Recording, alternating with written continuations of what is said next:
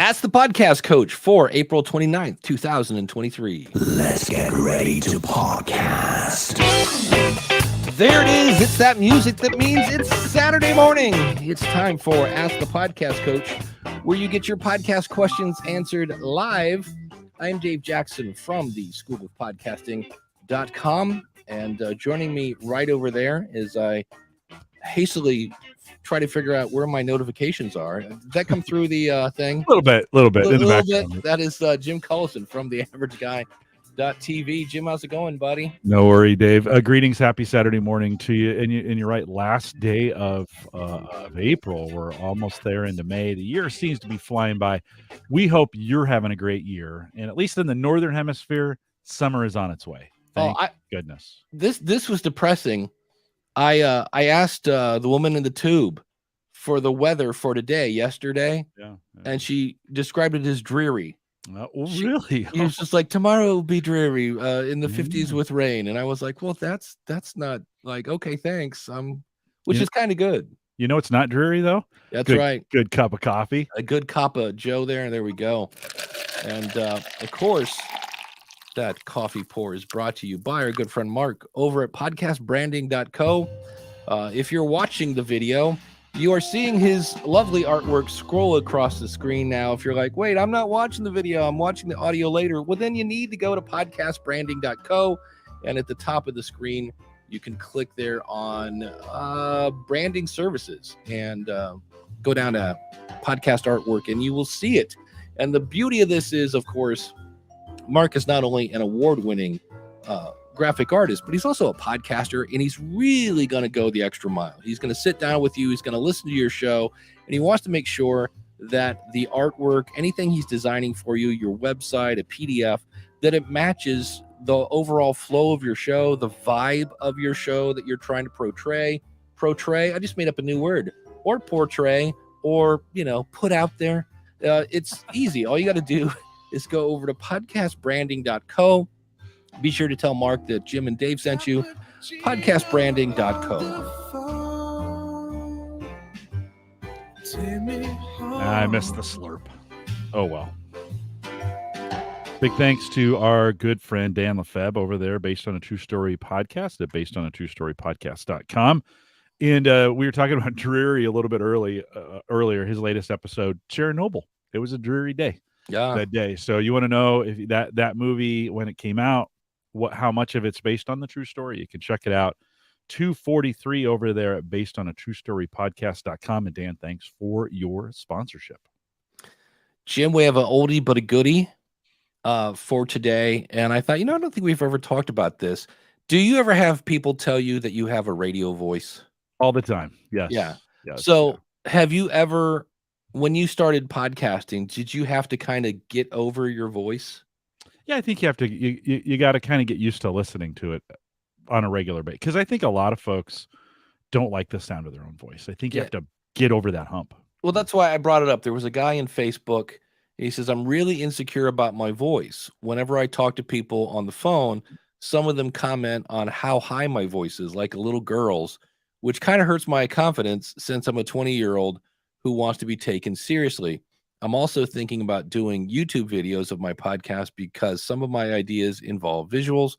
However, I'm also insecure about my appearance. Well, I don't know about you, but I'm always insecure about my appearance. Have any of you guys felt this way?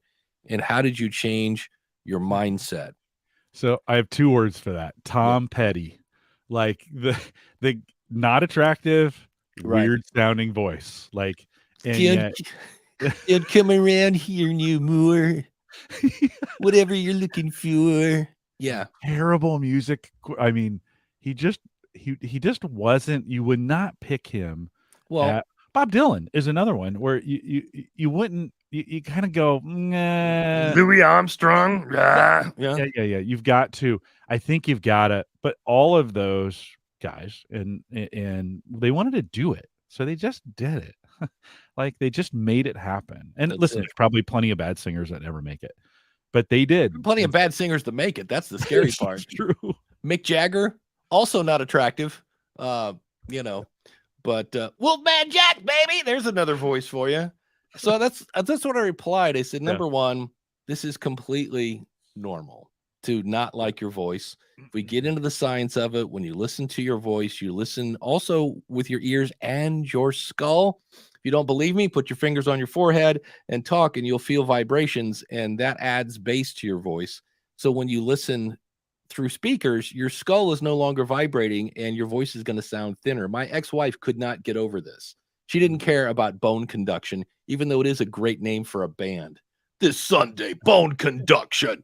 Yeah, Steve Buscemi's another guy. There's a lot of people. Oh, what's his name?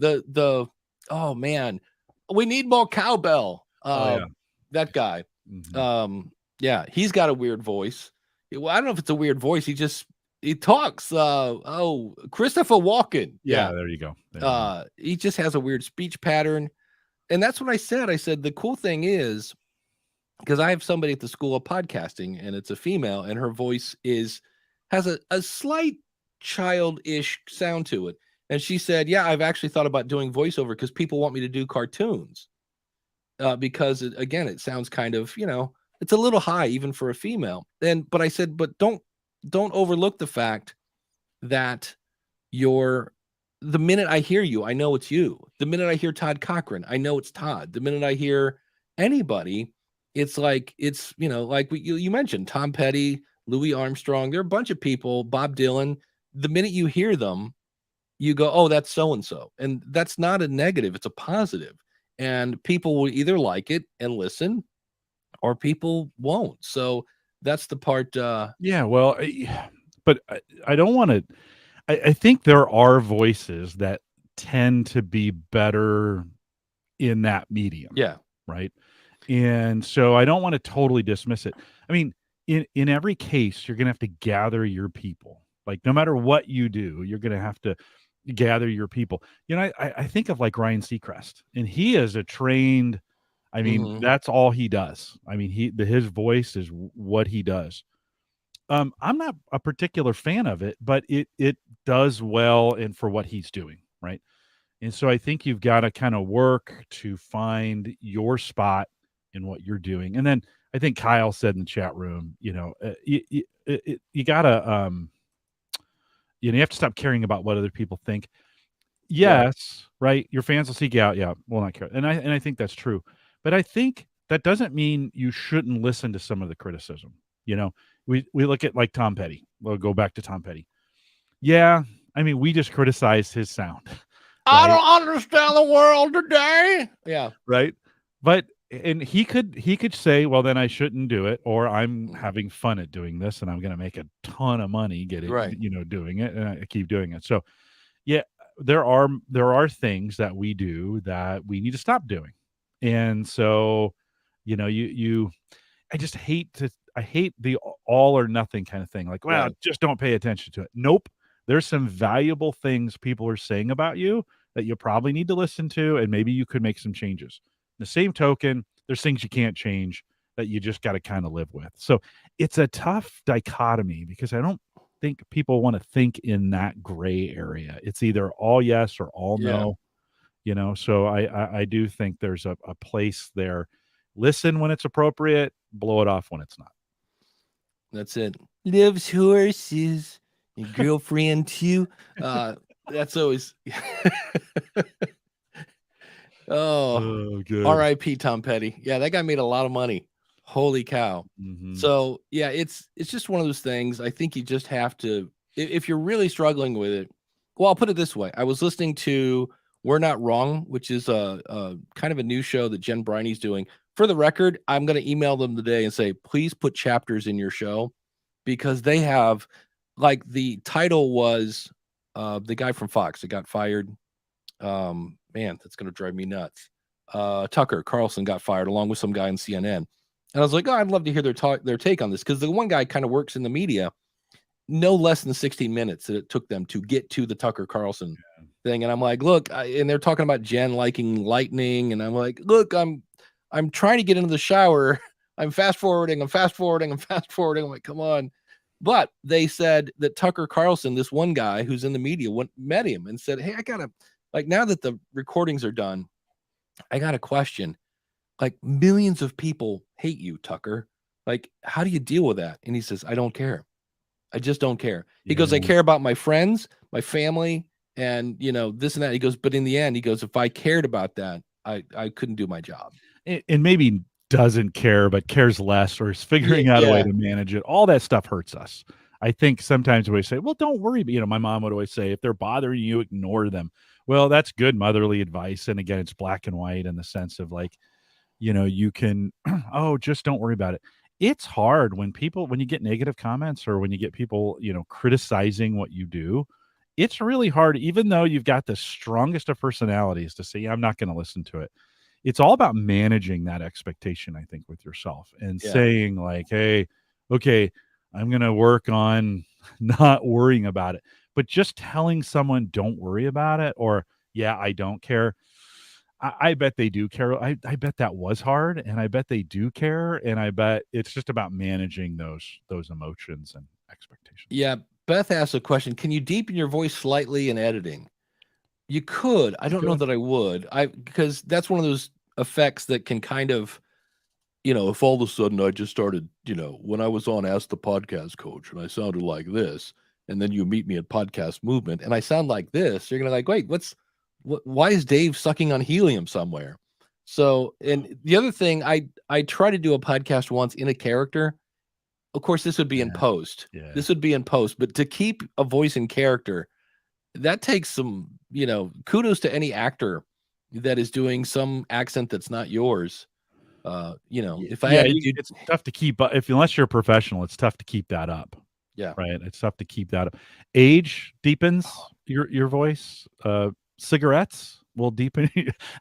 Not recommending that you do that, but whiskey and cigarettes will deepen your voice. So there's not a lot you can do to.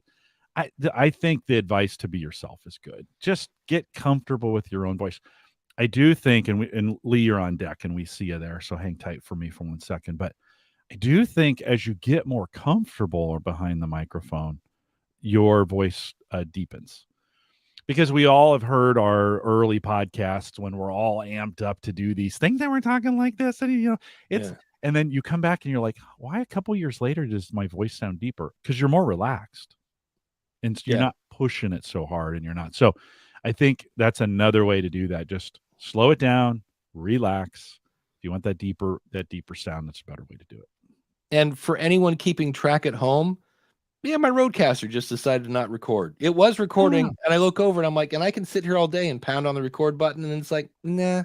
It's a good thing you got to back up with StreamYard. Right? Yeah, and I got plenty of disk space, so don't know what's going on with that. But you mentioned Lee, so we're gonna bring him on up because I was gonna put a chapter marker here, and not happening. So that's all right. Lee, how are you, buddy? Hey, all right. Can you hear me okay? We can hear you fine. Okay, because I'm on a phone, so in my car, so I just want to make sure. That's all right. We're glad to have you. What can we help you with? Cool. Hey, I just wanted to get your opinion on the value for value. Wait, hold on a second, Lee. Sure. That's weird. You sounded great, and then when you talk, I tried to turn him down a little bit in StreamYard, and that's when it started. Oh, okay. That's when it started. You were just a little loud, so I was trying to bring you down a little bit, but that apparently doesn't work. Yeah, so fire away. Okay. All right. Well, I'll try to talk less loud, I guess. I don't know. There we go. You're fine. Keep going. Okay. All right. Anyway, podcasting 2.0. I know, Dave, you've been pushing it. I haven't heard, Jim, on your opinion on podcasting 2.0 on the value for value model, but wanted to get your opinion. I know Adam is a big, I guess, not an advocate for advertising. He's more for the value for value, as you know. But when they do the value for value, they do usually shout outs to all the donors and people that make donations. And obviously that takes up time during the show. What do you think the equivalent is on the time that a podcast takes to do ad reads versus shout outs to the people that donate to the show? Have you heard any stats on the time that they take? I don't know if that makes sense, what I'm asking. Yeah, I know what you're talking about, because I'm with you on that. When I listen to the No Agenda show and they go into a, for lack of a better phrase, and a listener support segment, we won't call them ads, even though technically it kind of is. They still do a little bit of content, like they comment on the comments. So they're really kind of having a conversation with the donor. Because usually on that show, people will write a note. In fact, that's one of their things is some people will write War and Peace, and they're like, yeah, we're not reading that. Like, if you want to give us a quick topic to talk about or something like that. It's because I heard Adam one day say, hey, welcome back to all you guys that fast forwarded through the donation segment. You missed this and this. So they're still kind of doing the show, but they're doing that. But it's kind of odd because it can get long. I know I did a thing a couple weeks ago about Mayim Blaylock. I forget, Amy from the Big Bang Theory. Big Bang. Yeah. Yeah. I listened to one of her episodes, and 34% of it, of the first like 15 minutes was ads. And I was like, I finally hit stop. So, from what I understand, radio is about 30, but that is not the goal. That's what I always tell people. I'm like, remember, everybody hates radio for that reason. So, I had I do a show that's 10 minutes long called Your Podcast Consultant. And I had pre and post roll. And I was like, wait, 40% of this episode is ads. Because it was like a minute at the beginning and a minute at the end. And I was like, yeah, that's got to go. So I think the key is to make them entertaining, because here's the biggest difference. When I'm talking about an ad read, I'm talking about a product that has given me some portion of their income, and I've got that. So it's whatever, $25 CPM, which don't forget, 92% of podcasters do not have enough downloads to do that. So for all you people like, I'm going to start a podcast and get ads. If you want the big, the BetterHelp and the Purple Mattress and the Stamps.com, not probably going to work for you. I like the fact that when you're doing a shout out, you are you're talking to someone who paid you directly. You didn't pay, you're not buying a product from a company who is then paying me a small portion. It's a direct shout out. In fact, on the episode that's coming out Wednesday, or it might have been last Wednesday, Daniel J. Lewis and I do a show about just the future of podcasting, which we talk about podcasting 2.0. And I love this.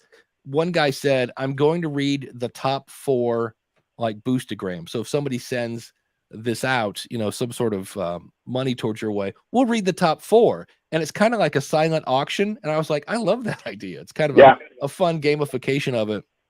And so I think you should. I know some people read them at the beginning of the show. I know Todd likes to do that on the New Media Show. I wouldn't recommend that, because as a first-time impression, the fact that, Jim Mom 37 sent you 2,000 sats is not a great first impression. The other thing you have to be careful with, especially with the podcasting 2.0 stuff, is I don't know what, we have all these fun names like a row of ducks. And I think a row of ducks is probably $2 and something.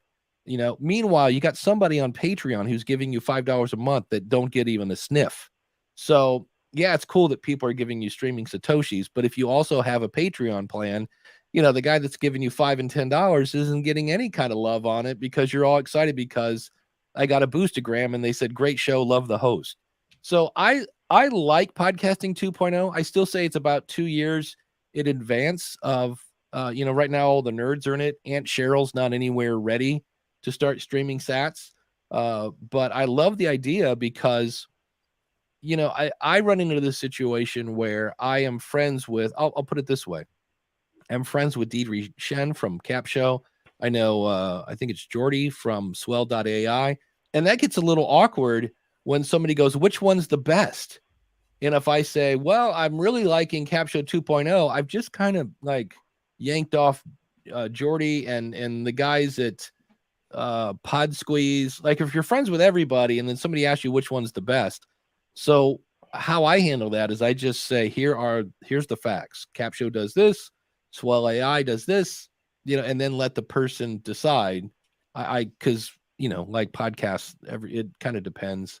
I don't know, Jim, do you have any thoughts? Have you even sniffed podcasting 2.0? Oh yeah. I mean, I think, some people do it like the Twitch model, where on Twitch, the listeners have an expectation that, excuse me, no matter where you are in your sentence, you need to end it to acknowledge their whatever, their comment, their donation. And it's a very disjointed, for me, it's a very disjointed way of doing a podcast, but they're not really doing podcasts. They're streaming games, or they're doing these kind of streaming methods where that works really well. That kind of engagement, say you were on your back deck and people were coming over, and as they would come in, you would acknowledge them, right? In the middle of a conversation, you might acknowledge them. That works great for that, I think, for that kind of model. But if you're doing an informational podcast and folks are coming in, and the very start, you spend the first 7 or 10 minutes just in all the, hey, the great, the value, that's I think, well, I think that you get a very inbred podcast at that point, where you attract those folks who want that emotional high by getting their name announced. That's why they're doing it, right? Right. They're doing it because they want to hear their name on the podcast. They stay, and I think you'll lose some others. I think that struggles with a growth model at that point. Now, I could be wrong there. I don't have any stats, so I could be very wrong, but that's what that feels like. Yeah, Adam has talked about that because they have a live chat room like we do. And when they go into the donation segment, he goes, you can watch people leave the chat room. It's kind of like the drum solo at a concert. They're like, oh, I'm going to go get a beer, So I get that. And it's kind of interesting because on one hand, when you first start out, you don't get any. And then if the show grows and you get a ton of donations, like one of the reasons you love the show is because the content was so great. And now you have two options. You either if it's still, let's say you did an hour-long show, and at the beginning, any shout outs took like 10 seconds. Hey, thanks to, Steve from Idaho for the $5. Thanks. Well, okay, it's an hour show. Now, fast forward 3 years later, your downloads have tripled. If you do some sort of donation segment, and it now takes up 30% of your show, because you got Dan and Mary from Poughkeepsie and blah, blah, blah, and yada, yada. Okay, you've now removed 30% of the content that used to get people to listen to. So your option is either A, oopsie, you either don't thank the people who are supporting you, or B, you do an hour and a half show because you want to still give an hour worth of content. So it's tricky, Dave, I think the YouTubers do this really well, where they do a regular show, their regular content. Then they'll do a live, they'll do a live show where they do all that audience interaction. And it kind of gives them the best of both worlds, right? Gives them a chance to, that way, if you want to skip the live, and I oftentimes skip the live ones, right? Yeah. And so it gives you or they'll occasionally just throw a slide of like people that donate $20 a month on the screen just to give them a little extra love in the middle of a conversation. Nice. Lee, you have any thoughts on that, Lee? Well, I was just thinking as a listener, I'd be curious to hear some stats on what listeners are doing. Are they fast forwarding more through host rate ads versus shout outs to donators? I would assume that's the case, but that's what I was kind of asking. What have you heard from the listener side? I know from the creator side, you have to be careful. Yeah. Just like you do ad reads. What do you do? Because I know for me, and it's the favorite answer in podcasting. It depends. If I'm walking around the block and I'm listening to No Agenda, I fast forward. If I'm in the car and driving, I don't. Well, yeah, that's the case no matter what. I try not to touch my phone when I'm driving, but I fast forward through if I'm able to fast forward through the ads and the shout outs as a listener. I don't listen to the donation part. And that's just me. Yeah, I do love the people that are consistent, that have, because now with all this dynamic ads, there was a show I listened to that's a weight loss show, and she has a 30-second ad at the beginning and a 30-second ad at the end. And thank you, Castamatic, for giving me the ability to go start at 31 seconds and end 30 seconds earlier, and it works perfect. I was like, it does, yeah, so, I agree. I just think it's something, maybe as creators, it's something to be conscious of. If you're reading a host read ad, I mean, that's fine. But if you're spending the same amount of time shouting out to donators, are your listeners really paying attention either way, other than the people that donated? I would think the donation is more engaging, but at the same time, it's still 10 minutes of time shouting out to donators or 10 minutes of ad reads in an hour and a half show or whatever. Just an example. Yeah. And that's where I know Adam and John on the show, they cut it into two different segments, and even that, they're still kind of long. But if that was one segment, oh my goodness, that'd be ridiculously long. So hey, I'll let you guys go. I gotta run kids around, but thanks for taking my question. Oh, thanks, no problem. Thanks for jumping in, man. Yeah, it's tricky, and that's where, I mean, we kind of do that here. We spend 2 minutes shouting out Mark and and Dan.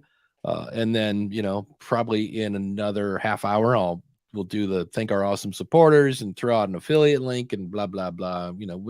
I don't know. I would love feedback. To me, I always laugh because if I was coaching me, I'd go, yeah, don't start off the show with an ad.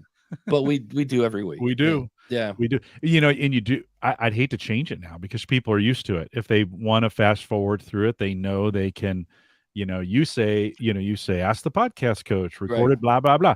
They know they can probably go 30, 30, 30, and then maybe one more 30. I think it takes us 2 something to probably get to it.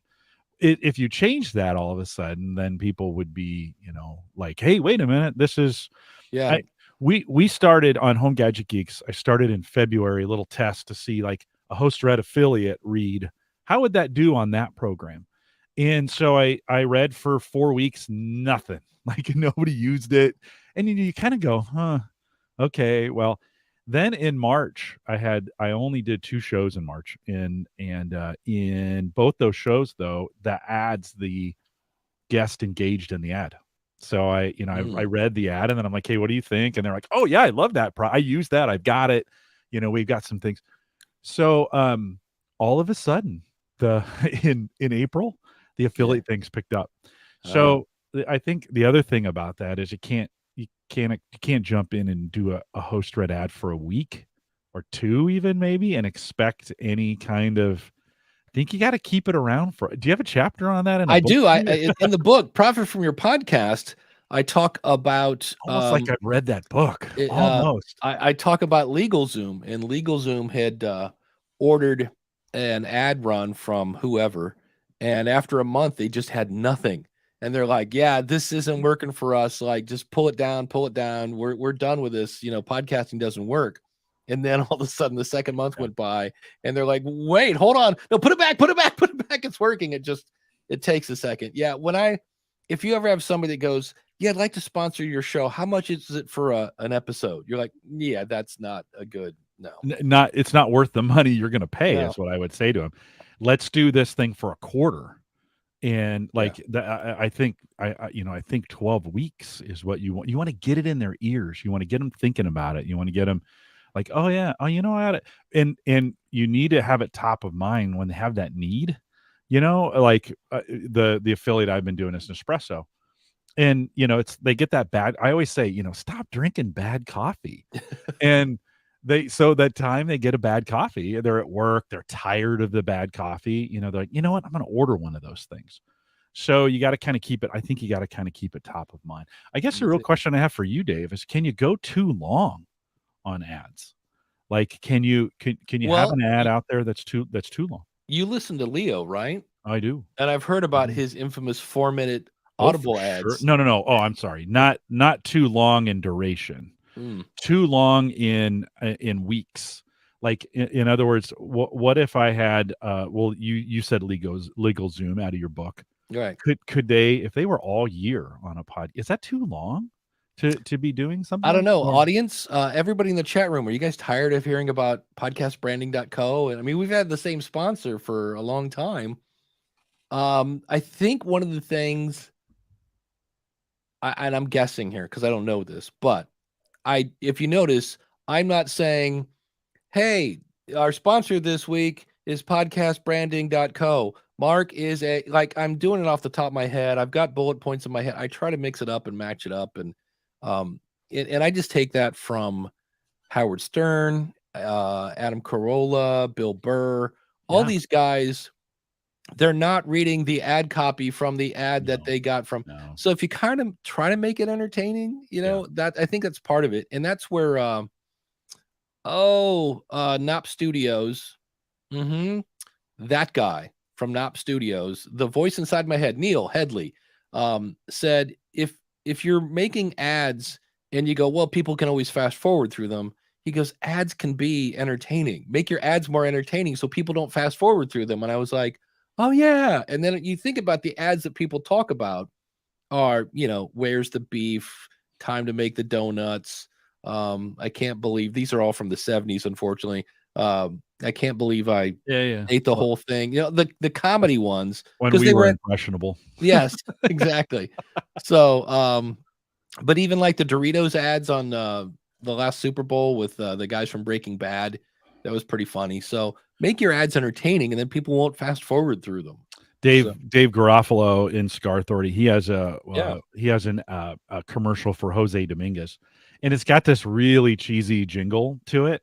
And the first time you kind of listen to it, you're like, okay, but the more you hear it, the more it becomes an earworm. And I've caught myself singing that jingle as I'm walking up the stairs, and when Sarah hears it, my wife, she knows I'm listening to the cigar Authority, right? And there you go. and they took it away. There it is. They took it away for a while, and the listeners were like, "Oh, get rid of they created a new commercial instead of it." And they're like, "No, bring the old one back." So I think oftentimes, listen, and you can't make this happen; it just happens. But sometimes you hit a gem, and it's notable, and it sticks in people's heads. You just keep running with it, I think. When Ray Ortega was the sound guy for Pod Save the Queen or Pod Save the Left, something pod, whatever it was. It was a political show, super popular. They went on tour and Ray was their sound guy. And he said people paid, $20-$30 a ticket to go to this thing. And he goes, the crowd was actually going, come on, man, Blue Apron, like it was Free Bird.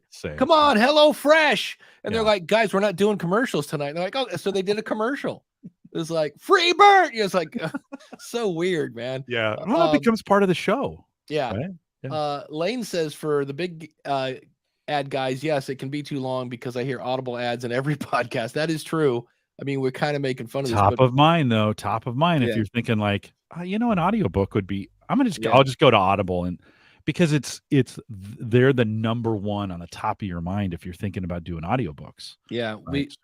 We do have Todd on deck, and Chris Nessie. We've got yours one. We'll be talking here shortly.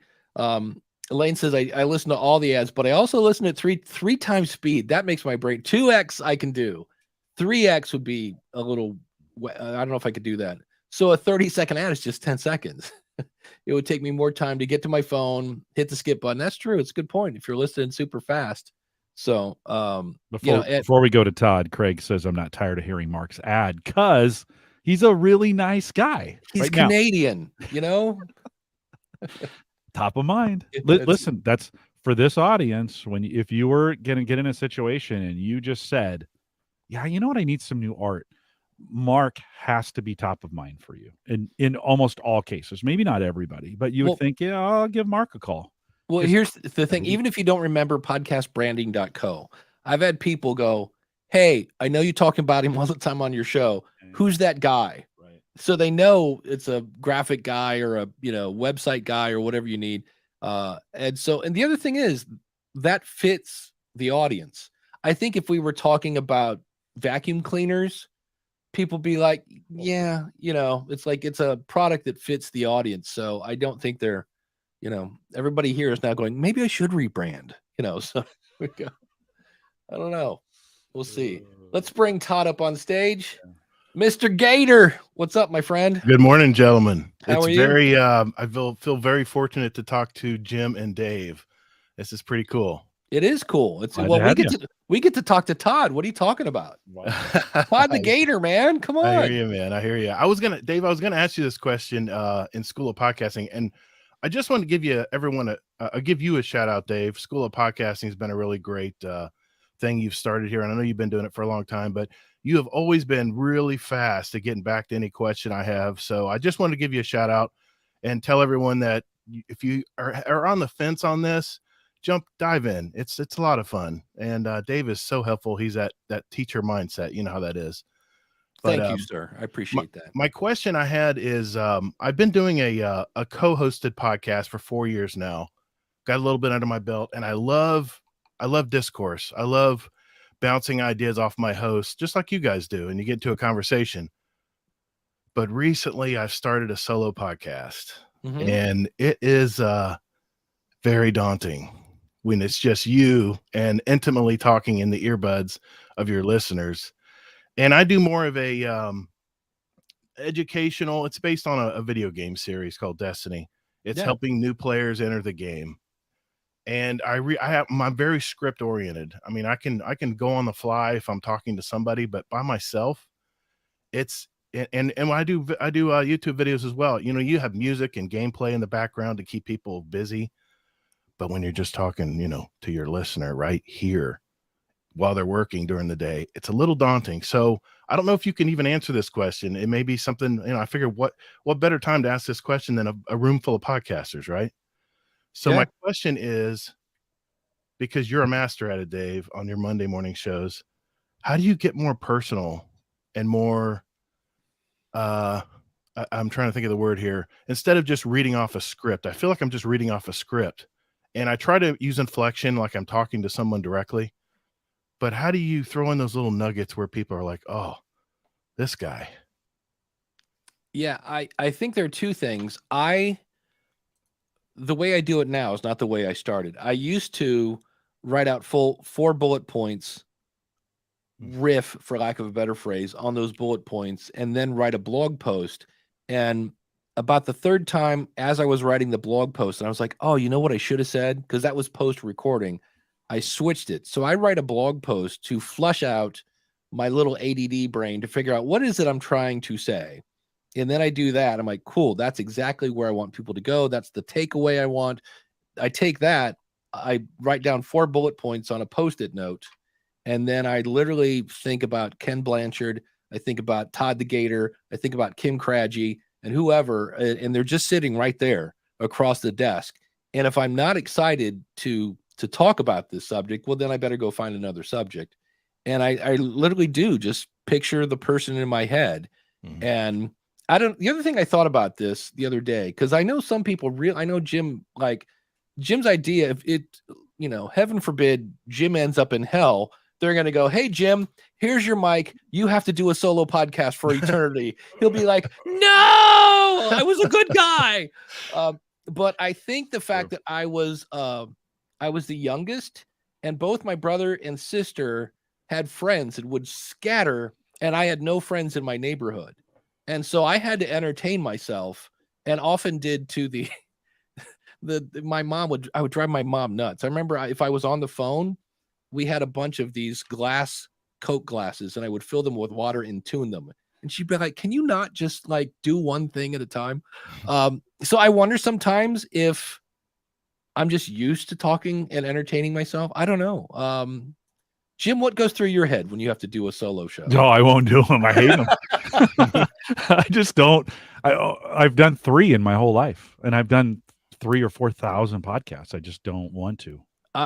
Something to think. Yeah, that's my choice. I just don't. I don't like doing them. Well, I have. It's either Tales or Lessons from the Cockpit. He's a member of the School of Podcasting, and he had written out a script, and he sent it to me. And he wanted some feedback. This was like his first episode. And I said, I'll let you know if you sound, you know, I'll give you feedback. So I said, man, that's a great story. I go, but man, it is obvious you are reading that. And I said, can you try it one more time? You know, I said, here's an example. I said, when you mess up and you're talking, you don't go back to the beginning of your sentence. You fix the word you flubbed up and you keep going. I said, so when you went back to the beginning of the sentence, that was a red flag that you're reading. And so he sent me the second one. I'm like, man, that's so much better. That's awesome. I go, it still kind of sounds like you're reading, but you know, I go, that's, you know, I could see putting that out. He's like, hold on, I'm going to try it again. So he sends me his third attempt, and I go, it doesn't sound like you're reading at all. I go, you're like, it's great. He's like, yeah, I'm not reading it. And I was like, oh, okay. And he goes, that's how I'm going to do it. I'm going to write a script, and he goes, I want to know what I'm talking about so that I don't have to look at a script. Now, that's again, like Jim just said, that's how he does it. And everybody paints a little different. So what's going through your head when you're recording this? See, I have ADD brain as well, Dave. And if I don't write it on paper, I lose it. Yeah. Well, that's why I scramble. I have to have bullet points. I've done that where I'll sit down. I'm like, all right, time to podcast. I know what I'm going to talk about. And I hit record. And I think my record was 7 times.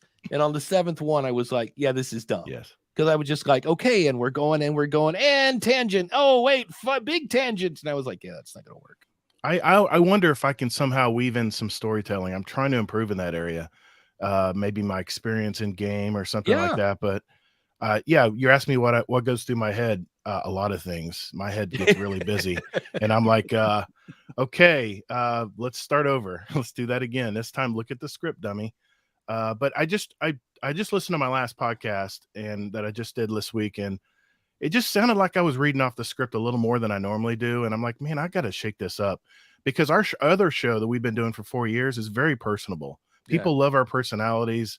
And like I said, it's why we've been doing it for so long. But as a solo podcast, it's a whole new area. It is a different, Coach Dave says, I pull up photos of people I imagine are my target audience, and I put them on my 49-inch screen.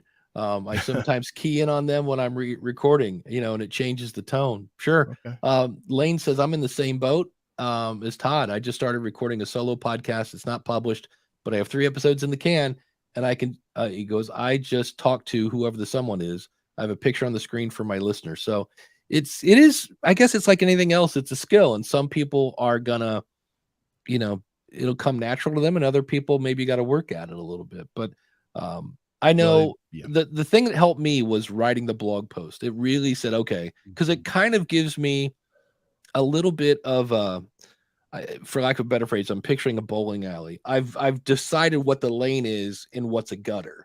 And so I'm like, okay, this is where I'm going. And then again, I still use bullet points because I don't want to read it. So I have my bullet points, and I'm just sitting here looking at a Post-it note going, okay. And then, and then the other thing, there's this thing called editing.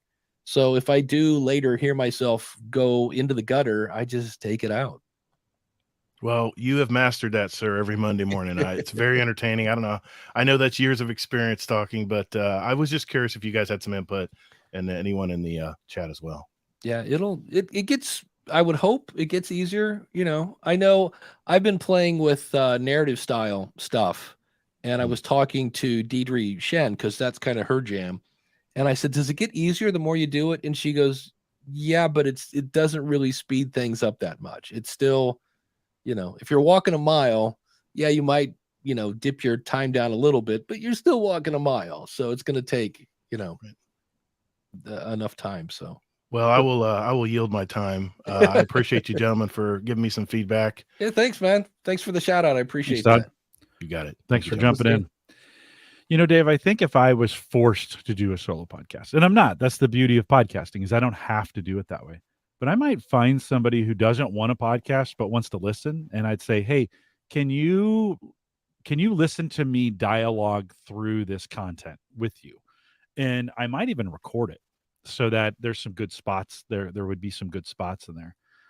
And I may even get feedback from them while I'm doing this. And then I think, like you said, I think I would probably edit it together to be solo, try to make it that way. I just need to bounce it off somebody, but it'd be great to find someone like, no, I definitely don't want to be on a podcast, but I'll join you for the conversation. Well, here's this. Look what Uncle Marv does. He cheats. I have a group of people that will join me on Zoom when I record solo. So it's not really solo, but they're not part of the show. So it's live in front of a studio audience. Right. You know. Yeah. They do some edits to it. Yeah. It'd be a good way to kind of cheat. And it's not cheating. It's just it's working what works best for you, using Bingo. That in your favor. Yeah. Yeah. Cheating has a negative connotation. Yeah. No. Right. Well, and we also think like that makes it seem like the end goal, the perfect podcaster is one who can just sit down and talk into the mic, and it's a one take wonder, and like, okay, almost nobody can do that. I know some people who can, but almost nobody can. So I cringe when I listen to me on another podcast because they don't edit me, and I'm like, oh, I sound like such an idiot because I'm used to cutting out all the tangents, and they're just like, oh, it's Dave, he's great. I'm like, no, I'm not that great. It's editing, honest. So, Craig says, I read Matthew Dick's Storyworthy book last month. It has some great advice on how to weave stories into content. Yeah, that is the book, hands down, best book on storytelling ever.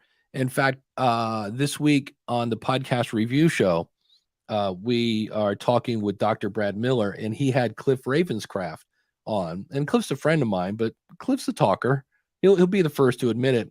And so that's one where you have to figure out, because Cliff, I have a sister-in-law that does this too, loves to give details. And sometimes you don't need those details. Mm-hmm. And so that was basically our biggest kind of comment was like, the audio sounded good, it was great, blah blah blah, but this is where, and this is what Matthew teaches. He says, look, a good story always has some sort of transition.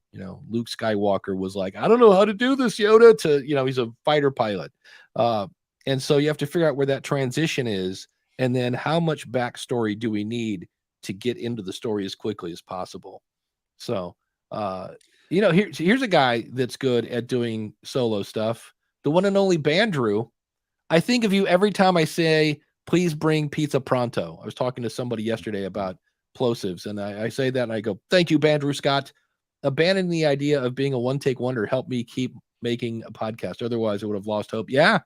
That's it. I'm here to tell you, editing is a beautiful thing. Yeah, that's not the excellent, excellence is not measured by that, right? It's measured by the final output. Whatever it takes to get you to that place where you're comfortable with it and it's the way you want to get. You make it however you want.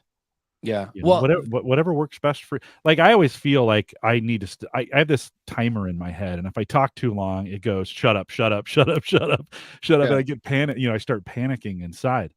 And so that kind of keeps me from being able to do those long form content.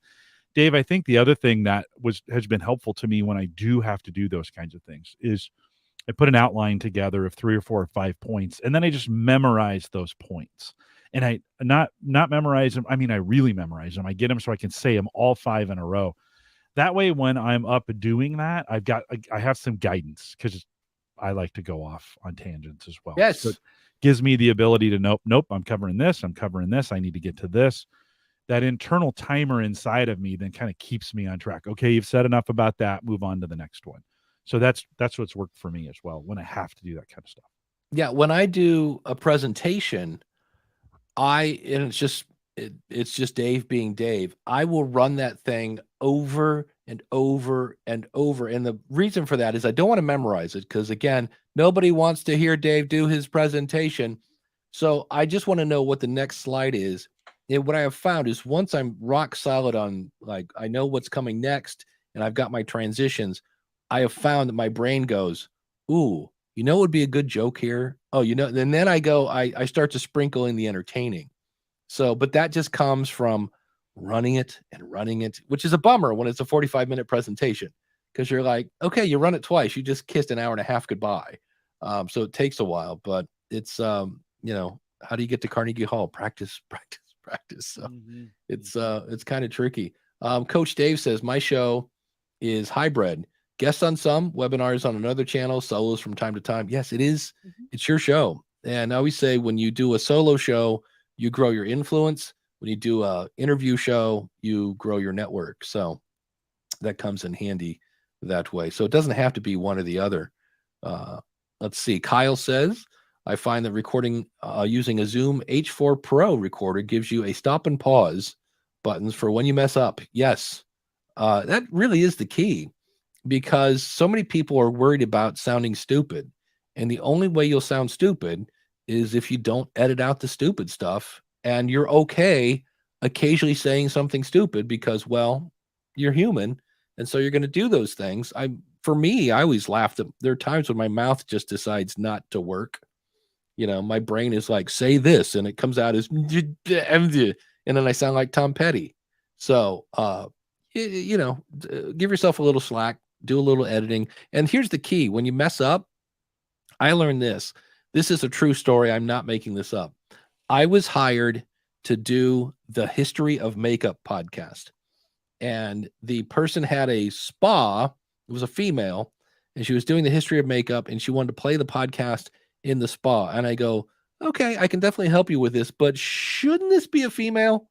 And she's like, no, I like your voice. I think it'll be great. I'm like, okay, what's the goal of this? So needless to say, this podcast no longer exists, but I was reading somebody else's words. Holy cow. And so if you make a mistake, we do this, Daniel and I do this for the future of podcasting, because on occasion your mouth will just dead and it doesn't work. And we just pause and we wait till there's an awkward moment. And then we go a little longer. And also Daniel will clap. And then we just sit there for this awkward amount of time. And then he'll say it again. and it has cut my editing down way, way down. Because before you're looking for the edit and you couldn't see it, and now it's just ridiculously obvious that like, hey, there was a boo-boo here because there's like 6 seconds of nothing. So it makes it really easy to spot. And don't beat yourself up. Don't be like, oh, because then that just adds more frustration. Just like, all right, hold on. I got to get my mouth in order. Yeah, well, listen, assume you're going to make some mistakes. Like again, the goal is not a perfect one-take wonder. You're going to make some mistakes. And even live, this is, I think, the key to live. Some people get on here and they'll make a mistake and they'll be like, oh, well, you've said this before. The beauty of going live. Well, you know what? Most people didn't even know it happened, or it doesn't really matter. Just correct yourself and move on. You don't have to make a big deal about it. Certainly don't draw people's attention to it. Now, there are times you can do that for comedic effect. You do that pretty well, Dave. You'll say something and you're like, that's a brand new word I just made up. You just did that here on the show today. Sometimes you do that for comedic effect, and it's fine if you want to do it that way. But I think oftentimes we're too hard on ourselves, especially when we get really emotional about it, like, oh, darn it, or whatever what happens there. No, just assume you're going to make some mistakes. Like you said, have a plan on how you're going to handle the mistakes. In your case, we're going to be quiet. There's going to be a clap, whatever. Then we're just going to start again. It'll also help with the tone of your voice if you're not getting all emotional or angry while you're recording these things, because you get angry and that tightens up your vocal cords. Then you get that high pitch sound again, right? So, well, that's it. You're all tense and that's no fun. Yeah, just relax into it. Have a good time. You'll find yourself a better speaker. For most people, they just need to slow down in their speaking. I was recording a French podcast this week, and I was a producer. I used a translator, and both of them said right before we started. Both of them said, "I just hope I don't speak too fast, because when I speak French, I speak really fast." And I said, well, just pretend like you're speaking French and I understand it, but you need to slow it down a little bit for me. And both of them did a wonderful job. In fact, so slow and accurate that the translator, it was nearly 100% accuracy for the translator that I was using. Nice. So I could follow along with them, right? Yeah, no, very, very well done from that perspective. So, you sometimes, sometimes you just need to slow down your cadence a little bit. Get to that point where you're like, other people can understand me. That's a good thing if I'm not going too fast. That's it. Bandrew has a great comment here. How do you get to Carnegie Hall? You buy a ticket. All right. Excellent. He's here all week. Try the veal. Yeah. Kyle says, when did we remove rehearsals or practice from podcasting? Yeah. He goes, it's just like any other skill. Yep, that's true. We do that. Let's see here. The chat room has been going nuts. Kim says I use the clap and 5-second tool. Yep, that comes in handy. And well, let's head over to, I tell you what, before we run to Chris Nessie, we are going to answer your question. Honest, we are. Well, speaking of ad breaks and all that fun stuff. Can I get a pour before you? You can get a pour. I got to I throw you off. Oh, I'm like, no, I got to go to the next page and there we go. Excellent. And we want to thank our awesome supporters because they're awesome. And I'm hitting go to the screen. And okay, no, not gonna. Oh, here. Oh, I didn't know that. If you have two versions of slides, you have to go to the next presentation. I've never done that in. Hold on. Nope, that's not the one I want. Well, this is speaking of editing and things you edit out later. This would be one of those. I uploaded this thing. Well, you know what? We will come back to that. Let's go to Chris's question. And while we're answering this behind the scenes, I'll be finding the answer to this. He says, question about the Zoom Podtrak P4. It's usually right behind. Oh, here it is. The Podtrak P4. It is the Swiss Army knife of podcasting. I want to use it with StreamYard with 4 mics, 1 webcam, and be able to hear callers on StreamYard. Thoughts? Piece of cake. The 4 people plug their headphones down here, right? So they'll hear everything. 4 mics. Does that have a headphone amplifier on it too? The P4? It does. Okay. Yeah. The problem's going to run into you run out of channels. So somebody's going to have to share a mic because it'll be 1, 2, 3 microphones. The 4th one will be used for StreamYard. So you'll on channel 4, you have to switch it to USB. So you'll have 3 mics Gotcha. and StreamYard. So that means somebody's going to be doing the, why are all my references from the 70s? Somebody's going to be Paul and George from the Beatles, sharing the microphone. And even if I go Aerosmith, Steven Tyler and Joe Perry sharing the microphone, Mick and Keith. Yeah. So somebody's going to be sharing a microphone, but it'll be the beauty of all these new products from Rode and Zoom is mix minus the fact that that's almost one of those things where it's like back in the day, we had to explain what mixed minus was. You don't have to do that anymore. It's so awesome. So, and speaking of that, Uncle Marv is like, hey, have I reserved my Rodecaster Duo yet? I have not.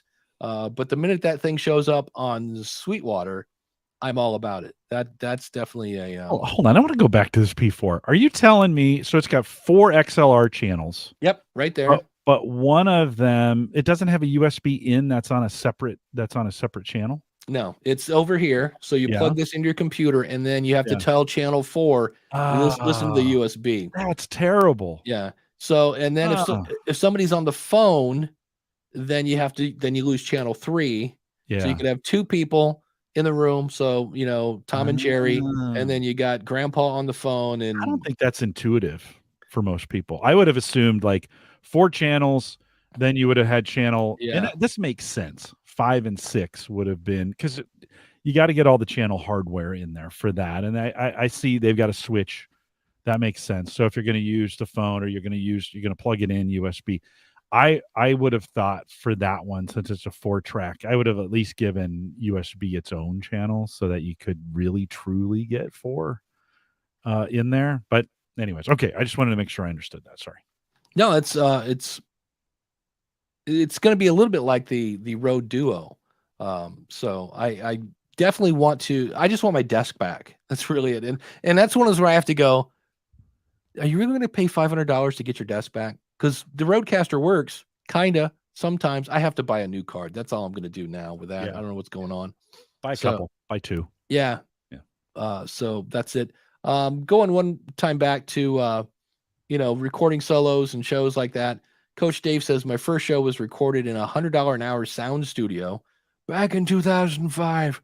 I was worried about paper and clothing, rustling noises, and how many ears hurt from the silence. Yeah. So we can definitely overthink things. And I keep doing that. I put people on the screen and then I unstar them, and then I can't do that. So there we go. Is the P6 a still thing? It is. Not the P6, the H6. I don't know that there's a P6, but there's definitely an H6. And that's the one that they had, the one that looked like a spider. There was like a P8. All sorts of different things. So, and you know what? Chris has solved my problem. What I need is a bigger desk. Yes. That would do it. So add on right. desk. What's the brick one before we go to the ad? What's the brick one that mix pre? Is it a mix pre? Oh yeah. Still in my closet. Those are really nice, by the way. Yes. You should unload those so somebody could actually use them, because those are actually really, really nice. Yeah. But don't they have a mix pre 6? Was it a 3 and a 6? There was a 3 and a 6, and I have the 6. It was $800, and it's sitting in my closet. Yeah. That 6 would work nice for that. Last night I was listening to Dave Ramsey, because the lottery is just a stupid tax. You doing baby steps? Yeah, and I was doing the debt snowball. Yeah. And one of the things they said, one of the ways you can reduce your debt is by selling stuff you don't use. And I'm like, man, that is a really good idea. Yeah, so, yeah. But hey, you know why I couldn't find the slide? Because it's already here. It's this one. I was like, oh my goodness. But yes, we want to thank our awesome supporters. The show is listener supported. And if you're a listener, you should support it, doggone it. If we're giving you value, give some of that back by going to askthepodcastcoach.com/awesome. and help Dave pay down his debt snowball. If you'd like to start a podcast or grow your podcast, we heard Todd the Gator say it. You should do it. Go to schoolofpodcasting.com, use the coupon code COACH, and it'll save you on either a monthly or yearly subscription. And the featured supporter for this week is Felix over at the Latin Podcast Awards.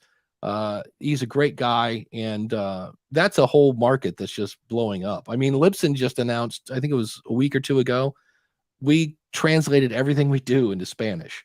So if you are a Spanish speaking person and want a media host, coupon code SOP free will give you a free month, but that's taken off. Ask the Podcast Coach runs on Podpage. If you want to try Podpage, well, go to trypodpage.com. You can make a great looking podcast website in less than 10 minutes. And that's true. If you need more Jim Cullison, and who doesn't, go over to theaverageguy.tv, check out Home Gadget Geeks, and it's always a fun time over there. And again, if you'd like to be an awesome supporter, go over to askthepodcastcoach.com/awesome. We had a new supporter last week. No new supporters this week, but that's all right. It's not all right. Doggone it. Be an awesome supporter. Or Dave will cry. What I need to do is that all it takes to make you cry? That's it. That exactly. All right. So meanwhile, we just answered Chris's question. So, but we have another one, and this is something I've always heard and I've never done. And that is, Lane wants to know, standing or sitting? I got a standing desk for work. I actually just bought a under the desk treadmill. I forget the name of it. I will put the links in the show notes at askthepodcastcoach.com/434. But I'm loving that. It's actually, I didn't think it was going to work, but the whole treadmill on a standing desk thing is kind of cool. I got a standing desk for work, and I record better standing. I think the mechanics of breathing and stuff, you should sound better, and yet I've never recorded standing up. Jim, what about you? At work, well, I can't do this standing. I move around too much. Yeah. We do LinkedIn Lives for work, and I host those. But my persona there is standing with a headset, so I'm not moving around on the mic. And I shift around quite a bit, but that's kind of been the persona of like, hey, coming in from my standing desk. When we do the podcasts, I like to sit down. That's me. There's no right or wrong. Just do whatever you're most comfortable. And if you move around and shift around, who cares? I just don't like it. Right. That's my preference. I could see me doing a lot of, Oh, I shift on my feet. Yeah. And forth, put my hands in my pockets, I put my hands behind my back. I'm fidgety. I'm fidgety enough when I'm sitting down. So again, my preference, I'm getting better at the standing thing, but if I stand, I got to have a headset. That's the only way I can stay close to the mic. Yeah. Yeah. And Kyle says sitting, I can never say this, Pomodoro technique, which is where you basically take 25 minutes and really focus on whatever the heck you're doing. Yeah. So he says he does 3 25-minute sessions with 5-minute breaks in between. So you do 25 on, 5 off, 25 on, etc. And then a 30-minute walk outside, and he repeats that 3 times a day. And that's why he's so doggone handsome. That's it. Mm-hmm. So that's a great way to do. Agree. Yep. Agree. I have a hard time doing the 25 minutes absolutely focused. I will go, yep, here it is, set the timer, and like 7 minutes in, I'm like, squirrel. Is that even possible? Like, I can't imagine 25. I have focus way at the bottom in my Clifton strengths. Yeah. That seems like 25 minutes seems like an eternity. Well, here's the thing. It is like, if you actually do 25 minutes of uninterrupted work, you can pound some stuff out. It's a whole day's worth of work for me. Yeah. Because Coach Dave says the same thing. I tried that, and I just don't have the discipline. Yeah. There are tons. If you just Google Pomodoro, whatever, isn't that cheese as well? I don't know. Provolone, I think, is what you're. Yes. But there's all sorts of timers that you can get. Gouda, or just set provolone. Your phone. Set your phone for 25 minutes, and when it goes off, go get a snack for 5 minutes. Doesn't matter. Like, I can't. Yeah. I was trying to. I've got this process I've been working on at work that's taking intense concentration, and I swear to God, in the first 10 minutes, maybe 5, maybe 2, I got like 3 different things popped into my head. Oh, I got to no, come back, come back. Come back. So I have learned, for me, what works, where I'm best, is highly repetitive tasks, but short. Maybe this relates to the way I like to do podcasts. I like short I like discussions back and forth, right? Anything too long and I get disinterested, or I'm thinking about 10 other things when they pop in. Yeah. The mystery is solved. Pomodoro is the Italian word for tomato, which I know if you go to Amazon and search for like Pomodoro timer, they're a little tomato. and you turn in 25 minutes and it dings. I can't do it. I can't do it. I'm just always amazed when I do. And really what I should do is just turn off one of my monitors. Like if I'm at Libsyn, if I just start hammering through tickets, it's just next. Yeah, but those are quick, right? And so you can keep your attention span kind of focused for a minute. And then it's like, that's like, if I had tasks that were a minute long, that I could do that all day long. And they can differ. Doesn't have to be the same thing. They can differ. That's the beauty of that skill, is I can go between different things all day. I just want to stay busy on them. But the long tasks, this is why I can't solo podcast. This doesn't work. Yeah, they talk in the chat room. They're talking about, have you ever heard of 75 Hard? No. It's a program, and shockingly, I know it's hard, but it's some sort of thing. I bought the book and I made it to like a 7.5 hard is where I kind of bailed at that point. But it's a fitness thing, and you do the hokey pokey, you turn yourself around, because that's what it's all about. -5 right now. That's what -5. Here's a fun question. And this is something I always kind of get, I don't know, maybe I don't have enough guests. And this is from Chris on Facebook. I just did my 50th show, so congrats on that. I swear the most troublesome guests are the ones who should know better. I just had another podcaster who ended up being difficult. In this particular case, he let his cats have free reign of the room. Of course, the cat eventually muted his microphone. That screwed up everything. I'm about ready to stop bringing them on. There seems to be an attitude of, well, you can edit that out, of course. And he goes, I can, but yeah, I'd much rather have a clean recording without having to edit. Bottom line is, don't make work for me. And I think, Jim, you have a cheat sheet that you give to your guests. I think this can be resolved by just kind of giving a heads up to your guests, like this is what expected. So you might add, please remove pets from room if possible. Yeah. Please remove kids from room if possible. Post-pandemic has made this a lot easier, though, to be honest. Like the guests that we have now are a light years ahead of where they were in 2019 and earlier. I mean, especially internationally. Like our international guests are almost better at it than our American guests doing this, because we were all forced. Many of us were forced into this, figuring this out and getting the right equipment, some of those kinds of things.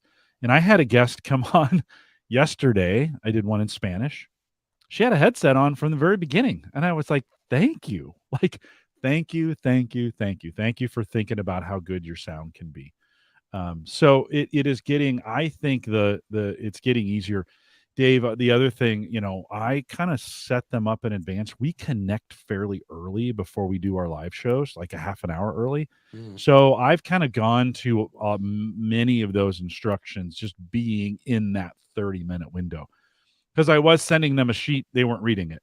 So they have to listen to it when they're there 30 minutes ahead of time. And it's like, okay, here's how this is going to work. I'm going to do this. You're going to do that. We're going to do this. Then we're going to finish. Then I'll say, okay, let's make sure we get all the devices sound turned off, put the pets outside the door, get a glass of water, some of those kinds of things. So I've kind of shifted I would much rather have 30 minutes ahead of time to get them set and prepared, trying to spend the last 5 minutes getting them like cracking some jokes so they relax, into this thing, than a big document that I send to them, because I was finding nobody was reading that all the way, or had the context to understand exactly what I was talking about. So I think it's gotten better. Yeah. Bandrew says, as long as your guest is not a multi-million-dollar paid actor or late night host. Remember when the late night hosts went from their garage and like nobody could do audio?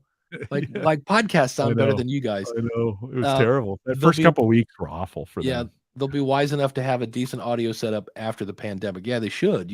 That's what drives me nuts, and that's my whole thing about guests. I'm like, look, if there's a dude promoting his book, like, no, go get a microphone. You're on tour, and if you're gonna go on tour, you need a bus, right? If you're like, well, you're on a book tour, go get $69 for a Samsung Q2U. Give me a break. And that's where I just see so many people, and I think it's the word guest. And I get it, because we've been trained since we were this big. be kind to your guest. They're the guest. Let them have the shiny whatever, blah, blah, blah. Your guest goes first and things like that. And I get that. But on the other hand, if a guest came in and pooped all over the living room, you'd be like, hey, you got to go. Like, you're not being a good guest. You know what I mean? I invited you over. You came in, you kicked the dog, and you pooped on the TV set. You got to go. So, you don't have to be mean about it. But, there are times when you're like, hey, can you move your microphone so it's, I don't know, somewhere? Could you get one that's in the room instead of the one down the hall that you're using or whatever? So we were doing one last week, a podcast last week, and the two guests, and neither one of them had good sound. And so we're working through the one to get good sound. And I'm like, do you have a headset nearby? Like, let's just try that and plug it in. And the sound got much better. I'm like, oh, I made a big deal about it. Yeah, that's it. Oh, that makes it like, oh, thank you. You could, as soon as I was thanking the other guest, they're like, oh, wait a minute. So the one that didn't have it, you can see them rummaging around trying to find something better because they wanted to sound good too. So sometimes some positive reinforcement, when you're working with them, especially with groups, you can kind of get everybody to amp up their levels a little bit if you just reward those who are doing it well. That's it. Yeah. Lane has a question. So if your podcast isn't scripted and you feel really good about what you recorded, but you find the audio is bad, there's that lovely subjective word, or iffy, do you re-record and hope to repeat the magic or live with it? That's a good question. Here's the thing. I would try to re-record it. And if the magic isn't there, go with, there's a squeak. The bass pedal in the song Superstition squeaks. You don't notice it. You have to really try to hear it, but it's not perfect. I still think there's a mistake in the song Roxanne by the Police. After the first chorus, they're like, Roxanne. And all of a sudden you hear Sting go, raw. And I'm like, was he singing Roxanne again? And then just realized that the chorus is over. Yeah. And I'm like, I don't know if that's a mistake or not, but it's just, if you listen, you're like, Roxanne, raw. And I'm like, wait, it's like, it's half a, like, it's just weird. So, well, the flip side of that, though, remember Jump, Van Halen Jump, right? From the 84 album. Yeah. The video. At the end of the video, on the video at release time, David Lee Roth, his video goes, but there's no audio.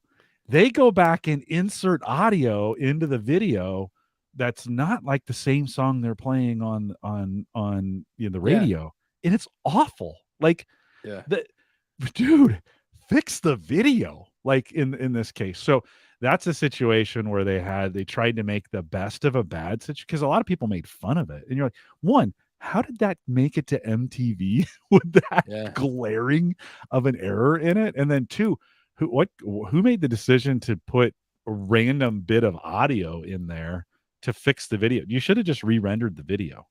To get it done. It was terrible. It's right after the guitar solo. Yeah. And he looks at the camera and goes, whoa! And you're like, and everybody's like, hey, that's not on the record. And you're like, yeah, it's like, there's a reason for that. Yeah. So that in the video, they added the audio to it. And you're like, that's not even it. I mean, it kind of fit. It kind of fit, but it was terrible. Yeah, it was weird. Lane says, in this case, it's mostly bad from take to take because I was trying to fix a hum and it's noticeable in the final. See, that's a one. I had a case where I kept picking up the fan noise and I was noise gating and trying all this other stuff. And finally, my audience replied to me and said, Dave, I don't hear whatever the heck you're talking about, and I wish you would move on. Because I was obsessed. Every episode, hey, I'm so sorry about the fan noise. And it dawned on me later that the reason I could still hear the fan noise in the recording is because I was sitting, 2.5 feet from the fan. So it wasn't in the recording. I was hearing it from the room. And I was like, duh. So each segment itself is tolerable, but when put together, you'll notice the differences. Yeah. I might give it a shot. Yeah. What makes you sleep at night, though? Can you sleep with it? If it goes out and you're just bothered by it, redo it. Yeah. It's not worth it. Right. But I would let somebody listen to it. Yeah. But don't say, hey, I'm going to hit play. Tell me if you hear the hum. Right. Just let them listen to it. And then when they're done, go, did you hear a hum in that? And they'll be like, no, what are you talking about? So we are our worst critic, and podcasters listen through the ears of podcasters, which is not a good thing. We're really picky. I know when I'm at church, I just want to put 1.5 speed on the Pastor. I'm like, come on, let's go. Speed it up, buddy. Speed it Yeah. up. Speed it up. Can you pick it up? I Yeah. just do this. Pick it up. Pick it up. Let's go. That's why I don't go to church anymore. He said, "Hey, I love you, but would you go somewhere else?" Yeah, exactly. Yeah. Kyle says podcaster ears are the worst. They are. Being a musician, it used to drive my ex-wife nuts. We'd go out to hear a local band and I'd be like, yeah, that's not like blah, blah, blah. Or I remember once we saw, I forget what band it was, but there are 3 guys on stage and there's 4-part harmony. And I go, that's a tape. I go, they're not singing live. She goes, how do you know? I go, listen, I go, that's 4-part harmony. There's only 3 guys on stage. So either there's a guy backstage, and she just looked at me and said, can you not just enjoy the music? And I go, nope, that's not the way my brain works. So it is what it is. Exactly. Bandry says, look, man, my salvation can't wait. Let's get to the good stuff. Speed that thing up, would you? Yeah. Or 30, 30, 30. Can I? Yeah. Can you just respect my 30, 30, 30? Yeah. Here's another fun question from Facebook. How does search on Apple and Spotify? My podcast is not showing up in results for keywords in the title. Was curious how searches work on podcast sites like Apple and Spotify. My podcast is something like, now he says later, this isn't his podcast, Mechanical Engineering Insights. When I search for mechanical engineering, my podcast does not show up in the results, which again is not his show. So this is hypothetical. He goes, when I search for the terms insights, my podcast is listed on the top 3. When I search for mechanical engineering, podcasts with abbreviations like those are abbreviations. Then it shows up and other shows up and mine doesn't. Also, when searching for mechanical engineering or random shows, other random shows displays like Mindset Engineer, Basement Machine Shop, and Author Name Podcast. Why isn't my podcast showing up for the main keyword in the title of the podcast? What am I missing? And the answer is, of course, search in Apple and Google sucks. It's just awful. It's bad. It's not good. So I'm going to put a link again. If you go to askthepodcastcoach.com/434, there will be a link to an article. Now it's a year old, but it's from James Cridlin. Haven't said that name in a while. And he talks about, and I was surprised because I know Apple doesn't search the description. So I've always kind of like, which I kind of almost hate to say this because now everybody's going to be like free naked women in their descriptions, trying to game the system. But it's a year old, but it talks about what things get searched and what they do search. And my answer to all of that is, if your marketing arm of your podcast is, and people will find me in search, you got a long road ahead of you, because searching those apps now, Apple's much better than it was like 4 years ago. I remember they bought some other company, and that's definitely improved, but it's still not.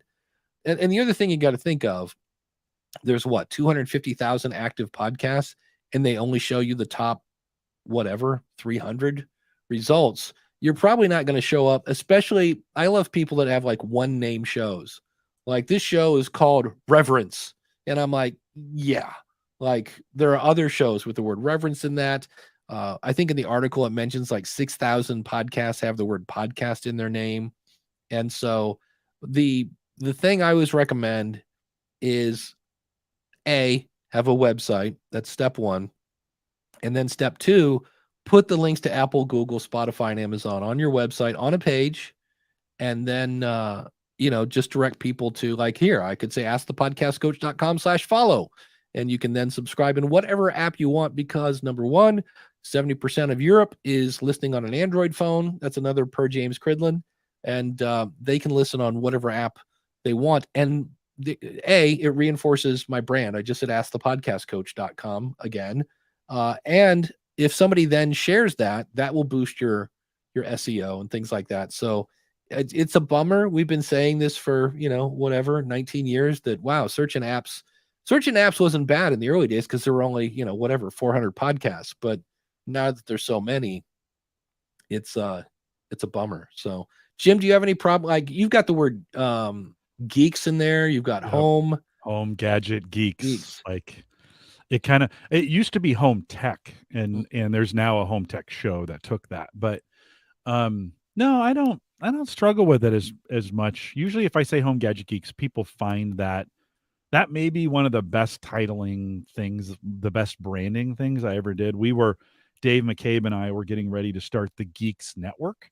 I think he owns that domain. I keep waiting for him to stop paying for it so I can buy it from him, or just take it over. But so I changed from Home Tech to Home Gadget Geeks to fit the Geeks Network, and it was a very good switch to me.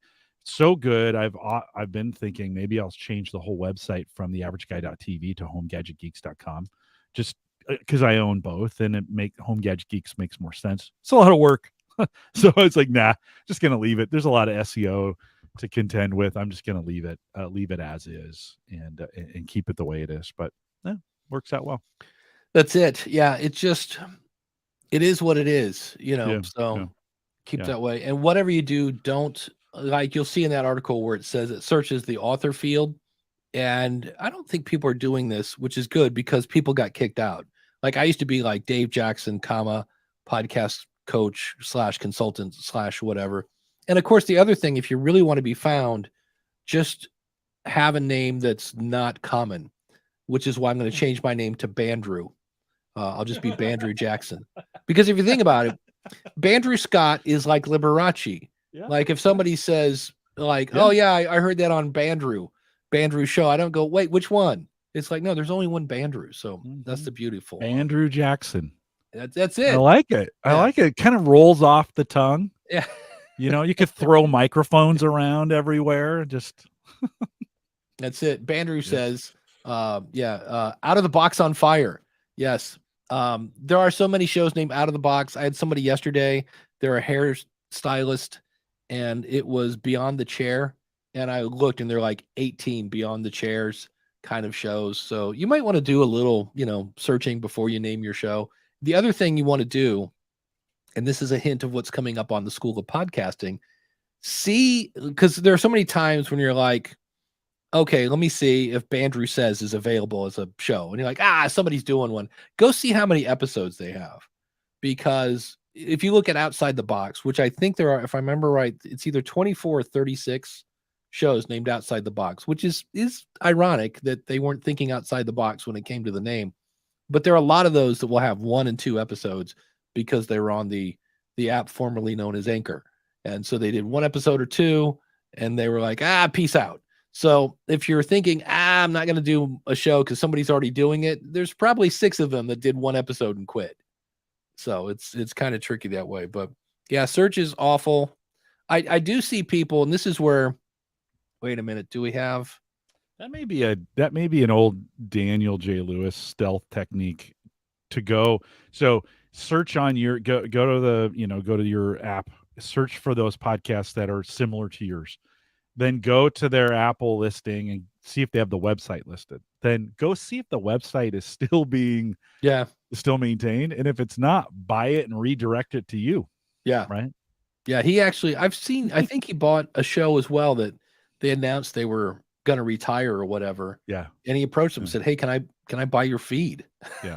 And just redirect it to mine. So that's one way to grow your show. Yeah. But I do still see people, and again, right, there's no rules in podcasting, but I saw one this week where they spelled out the word episode, and then it was like 16 or whatever. And then they put one of those, bars, and then it was literally like 3 words for the actual episode. So it might have been like Jim Collison, and then another bar, and then the name of their show, and then their names as the hosts. And I was like, now granted, it was literally like episode 16, so they're new, but I was just like, man, what a waste of a title.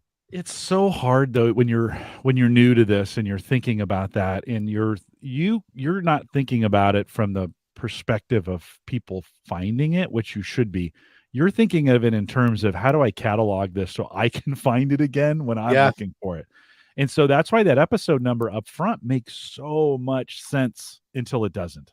Right. You're like, that was a bad decision, because everything says episode. Or if you got a long podcast name like Ask the Podcast Coach, right? If you put that in front of everything you did, it kind of makes sense when you're cataloging it. But again, you got to be thinking about what's the what do you think the minimum number of characters is on your average podcast app that they display? What do you think that is? I'm sure Uncle 65? 65 characters, maybe? probably something 70? like that. Yeah, something like that. So you don't get many. You No. need to jam it all towards the important stuff needs to be, and I use names. If I have a guest, and I have a guest every week because I've told you I can't do it by myself. So the guest gets first billing all the time on our titles. Yeah. And then do you have like what the topic is, or? Oh, it kind of depends. Yeah. So like this week, Mark Robson, the big barbecue and grill summer show type thing. So you get some ideas, or I'll put keywords in there kind of based on it. And then the episode, I still put episode and number on it, but it's the very, very end. Some people say you don't need it. I do it because I want to. I don't care. Yeah. So That's it doesn't always fit, but I take it. And Lane has a point. Hey, just because somebody quit doesn't mean they won't be the highest in search. That used to drive people nuts, that the early podcasters, like the guys, in the 2004, 2005, there wasn't any competition. So they had a huge number of subscribers, and then they quit, and there'd be this new show, and they're just like, why? How is this show hasn't put out an episode in 4 years? How are they ranking higher than I did? It's because the number of followers was more than they had. So that's always kind of disheartening and tricky. And, just keep telling people to follow. Do not tell them to rate and review because it helps you get found. You can say rate and review all you want. Just don't be the police on that, Dave. Just let them say whatever they want. See, that's fine. Randy has a great point. What if the guest name really doesn't mean much to your audience? I saw a show. I was working with somebody at Libsyn yesterday, and in their description, they're like, it was something kind of earth friendly, kind of Earth Day, kind of friendly, eco-friendly kind of thing. And it was like, we've had guests like so-and-so and so-and-so and so-and-so. I said, hey, for the record, I go, now I may not be your target audience. I have no idea who those people are. Yeah. I said, so consequently, that description doesn't help me understand what the show's about. And she was like, oh, and I was like, so I go, now again, it's just I'm just talking out loud, but listen, the guest gave me time. So in most cases, I'm going to put the guest first. I want them to be recognizable. In my situation, I have so many repeat offenders on my show that most of the audience knows who they are. They don't really care anyways. I mean, they're just putting play. They're not scrolling. We think people are scrolling through and making decisions. No, they're just clicking play. They don't care. They're going one to the next, right? Most of the folks that are doing that. But if I felt like they shouldn't get first billing, they're still going to make the title. So I'm going to say the big barbecue and grill show with Mark Robson. Yeah, definitely have their name in there. And put the name in the author field as well with your name, because again, that's one of those things that gets searched. So at any rate, wow, the time is here, and we're going to do this now, Jim. As we get to go out, we're going to thank our $20 supporters. But what's coming up on Home Gadget Geeks? Yeah, I just mentioned it. Mark Robson joins us. It's our big annual barbecue and grill show. We talk about getting your grill ready for the summer and some of the new technology that's out around grilling. It's out right now, homegadgetgeeks.com. And we have a last-minute addition. Uncle Marv has Googled this for us. Max characters for a podcast title is 255. Yep. They, whoever they are, recommend 5 words with a maximum of 60 characters total. So that's it. So on the School of Podcasting, I went looking for a new podcast and was amazed at all the things that I go, wow, people are still doing this. So it's a little bit of a like, hey, and one of them is ratings and reviews. I'm here to tell you, everybody and their brother thinks that helps them get found. It was like per nauseum. So we're going to be talking about that and all the things I found that I was like, ooh, this is some really bad advice. I don't know where you guys are getting this. So that will be on the School of Podcasting. We want to thank everybody this is a fun day. The chat room, kudos. I salute you, chat room. You guys were awesome today. I really appreciate that. And you can come join us every Saturday. AskThePodcastCoach.com/live, 10:30 to noon. Don't forget to do this thing that Jim's talking about. Rate and review so that we can be found. That's right. Don't forget. And give us a thumbs up on the YouTubes there. Anywhere. Leave comments, all that good stuff. Yeah. And this show is part of the Power of Podcasting Network. Find everything that Dave does over at powerofpodcasting.com. Thanks so much for our awesome supporters again. We will see you next week. It will be May. Holy cow. Everybody take care. Have fun with your barbecue, Jim.